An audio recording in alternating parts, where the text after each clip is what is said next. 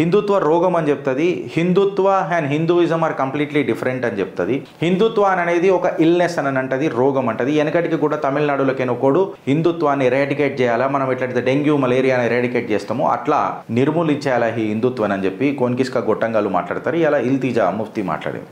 అసలు ఇల్తిజా ముఫ్తీ మన హిందూ మీద ఎందుకు మాట్లాడింది? రాముణ్ణి ఉరిదీయాలా అని చెప్పి ఆమె ట్వీట్ కూడా ఏదో కొట్టినట్టు ఉన్నది. అట్లా రాముడి మీద కూడా దుష్ప్రచారాలు చేసి ఆమె మాట్లాడింది. అయితే ఇప్పుడు సీన్ ఏందనంటే ఈ ఇల్తిజా ముఫ్తీకి అసలు ఇంత రోషం ఎందుకు వచ్చింది, రాముడిని ఎందుకు దూషించాల్సి వచ్చింది, ఆర్ టు దట్ మ్యాటర్ మన హిందుత్వానికి హిందుత్వం ఒక రోగం అని చెప్పి ఎందుకు మాట్లాడాల్సి వచ్చింది అని చెప్పి మనం జర డీప్ స్టడీ చేసి చూస్తే ఇలా ముఖాలకు డీప్ స్టడీ ఏముంది కానీ తెలిసిపోతుంది. కానీ ఇల్తిజా ముఫ్తీ ఏమంటదనంటే కాశ్మీర్లో ఒక యువకుని పట్టుకొని చిన్నపిల్లాన్ని పట్టుకొని కొట్టి చెప్పులతో కొట్టి జై శ్రీరామ్ స్లోగన్లు అనిపించిండ్రు. వీళ్ళొక రోగం పుట్టుకొచ్చింది, ఇది ఏంది అని అంట. అయితే నేను ఇల్తిజా ముఫ్తీకి ఏమని అంటున్నానంటే Iltija Mufti first of all ఇది నిజంగా కొట్టినరా లేదా అన్నది ఎక్కడ ఆధారాలు లేవు.